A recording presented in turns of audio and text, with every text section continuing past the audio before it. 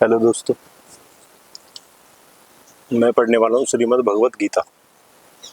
Daily इसका एक श्लोक ये लिखी जो गई है, ये लिखी गई है भक्ति वेदांत स्वामी प्रभु पाद के द्वारा। इसमें सार दिया गया है भगवत गीता का सार। इनके पॉइंट ऑफ व्यू से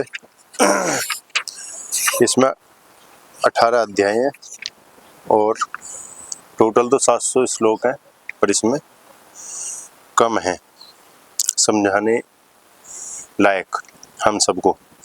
तो शुरुआत करते हैं विकसित भारत को लेकर एक नई शुरुआत, और अपनी भगवत गीता का ज्ञान भी हम सभी नागरिकों को, देश के नागरिकों को, देश की जनता को होना चाहिए। तो पहला जो अध्याय है वो है कुरुक्षेत्र के युद्ध स्थल में सैन्य निरीक्षण। शक्तिशाली योद्धा अर्जुन युद्धाभिमुख विपक्षी सेनाओं में अपने निकट संबंधियों, शिक्षकों तथा मित्रों को युद्ध में अपना अपना जीवन उत्सर्ग करने के लिए उद्यत देखता है। वह शोक तथा करुणा से अभिभूत होकर अपनी शक्ति खो देता है। उसका मन मोहग्रस्त हो जाता है और वह युद्ध करने के अपने संकल्प को त्याग देता है। कुरुक्षेत्र के अंतर्गत ये अर्जुन के लिए कहा गया है। अपने परिवारजनों को देखकर अर्जुन पीछे हट जाता है और फिर श्री कृष्ण जी उन्हें बताते हैं। धृतराष्ट्र ने कहा, हे संजय, धर्म भूमि कुरुक्षेत्र में युद्ध की इच्छा से एकत्र हुए मेरे तथा पांडु के पुत्रों ने क्या किया। संस्कृत का जो भावार्थ है वो हिंदी में यह है। तात्पर्य, भगवत गीता एक बहुपठित आस्तिक विज्ञान है जो गीता महात्म्य में सार रूप में दिया हुआ है। इसमें यह उल्लेख है कि मनुष्य को चाहिए कि वह श्री कृष्ण के भक्त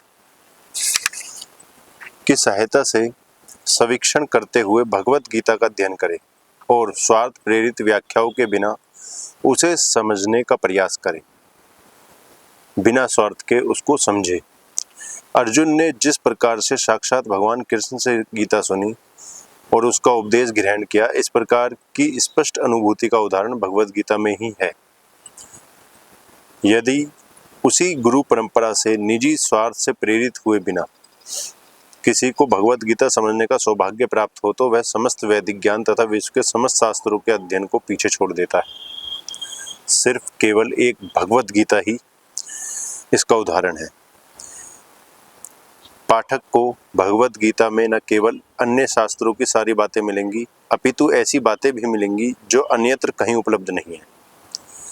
यही गीता का विशिष्ट मानदंड है। स्वयं भगवान श्री कृष्ण द्वारा साक्षात उच्चारित होने के कारण यह पूर्ण आस्तिक विज्ञान है। दोस्तों, यह अपने आप में पूरा जीवन है, अपने आप में सब कुछ है। महाभारत में वर्णित धृतराष्ट्र तथा संजय की वार्ताएं इस महान दर्शन के मूल सिद्धांत का कार्य करती हैं। माना जाता है कि इस दर्शन की प्रस्तुति कुरुक्षेत्र के युद्ध स्थल में हुई, जो वैदिक युग से पवित्र तीर्थ स्थल रहा है। अब से 3000 साल पहले तक से ही कुरुक्षेत्र तीर्थ स्थल रहा है। इसका प्रवचन भगवान द्वारा मानव जाति के पथ प्रदर्शन हेतु तब किया गया जब वे इस लोक में स्वयं उपस्थित थे। धर्म क्षेत्र शब्द सार्थक है क्योंकि कुरुक्षेत्र के युद्ध स्थल में अर्जुन के पक्ष में श्री भगवान स्वयं उपस्थित थे। कौरवों का पिता धृतराष्ट्र अपने पुत्रों की विजय की संभावना के विषय में अत्यधिक संदिग्ध था। अतः इसी संदेह के कारण उसने अपने सचिव से पूछा, उन्होंने क्या किया। वह आश्वस्त था कि उसके पुत्र तथा उसके छोटे भाई पांडु के पुत्र कुरुक्षेत्र की युद्ध भूमि निर्णयात्मक संग्राम के लिए एकत्र हुए हैं। फिर भी उसकी जिज्ञासा सार्थक है। वह नहीं चाहता था कि भाइयों में कोई समझौता हो, अतः वह युद्ध भूमि में अपने पुत्रों की नियति भाग्य के विषय में आश्वस्त होना चाह रहा था, क्योंकि इस युद्ध को कुरुक्षेत्र में लड़ा जाना था, जिसका उल्लेख वेदों में स्वर्ग के निवासियों के लिए भी तीर्थ स्थल के रूप में हुआ है। अतः धृतराष्ट्र अत्यंत भयभीत था कि इस पवित्र स्थल का युद्ध के परिणाम पर न जाने कैसा प्रभाव पड़े। उसे भली भांति ज्ञात था कि इसका प्रभाव अर्जुन तथा पांडु के अन्य पुत्रों पर अत्यंत अनुकूल पड़ेगा, क्योंकि स्वभाव से वे सभी पुण्यात्मा थे। संजय श्री व्यास का शिष्य था, अतः उनकी कृपा से संजय धृतराष्ट्र के कक्ष में बैठे बैठे कुरुक्षेत्र के युद्ध स्थल का दर्शन कर सकता था। इसलिए धृतराष्ट्र ने उससे युद्ध स्थल की स्थिति के विषय में पूछा। पांडव तथा धृतराष्ट्र के पुत्र दोनों ही एक वंश से संबंधित हैं, किंतु यहाँ पर धृतराष्ट्र के वाक्य से उसके मनोभाव प्रकट होते हैं। उसने जानबूझकर अपने पुत्रों को कुरु कहा और पांडु के पुत्रों को वंश के उत्तराधिकार से विलग कर दिया। इस तरह पांडु के पुत्रों अर्थात अपने भतीजों के साथ धृतराष्ट्र के विशिष्ट मन स्थिति समझी जा सकती है। जिस प्रकार धान के खेत से अवांछित पौधों को उखाड़ दिया जाता है, उसी प्रकार इस कथा के आरंभ से ही ऐसी आशा की जाती है कि जहाँ धर्म के पिता श्री कृष्ण उपस्थित हों, वहाँ कुरुक्षेत्र रूपी खेत में दुर्योधन आदि धृतराष्ट्र के पुत्र रूपी अवांछित पौधों को समूल नष्ट करके युधिष्ठिर आदि नितांत धार्मिक पुरुषों की स्थापना की जाएगी। यहाँ धर्म क्षेत्रीय तथा कुरुक्षेत्रीय शब्दों की उनकी ऐतिहासिक वैदिक महत्ता के अतिरिक्त यही सार्थकता है। दोस्तों, हमें जब भी हम कुछ पढ़ते हैं ना, इसके बहुत फायदे होते हैं। फायदा क्या? एक तो हमारा शब्दकोश बढ़ता है। शब्दकोश के अंतर्गत हमारे पास डिक्शनरी में इतने सारे शब्दकोश आते हैं। दूसरा, उच्चारण करने की जो समझ है, जो व्यवहार है हमारा, वो उन्नत होता है। हमें हमेशा रीडिंग करते रहना चाहिए। जब से हम पैदा हुए हैं और जब तक हम मरेंगे, हमेशा रीडिंग तुम्हारी 24 घंटे के दिनचर्या में कुछ समय रीडिंग के लिए होना चाहिए, क्योंकि ये हमारी आंखों को भी दुरुस्त करता है, बेहतरीन करता है, तंदुरुस्त करता है और हमारे दिमाग को संतुलित रखने का कार्य करता है। तो आप सभी से अनुरोध है, ये अच्छी हैबिट, ये व्यवहार अपने जीवन में उतारें। और ये जो वीडियो बच्चे देख रहे हैं, तो वो अपने माता पिताओं को उनके हिसाब से, उनकी रुचि के अनुसार उन्हें किताबें लाकर पुरस्कार में दें या उनको गिफ्ट दें। और ऐसे ही माता पिताओं से निवेदन है कि वो अपने बच्चों को उनके अनुसार कुछ अपने हिसाब से अपने बच्चों को पुस्तकें गिफ्ट में दें।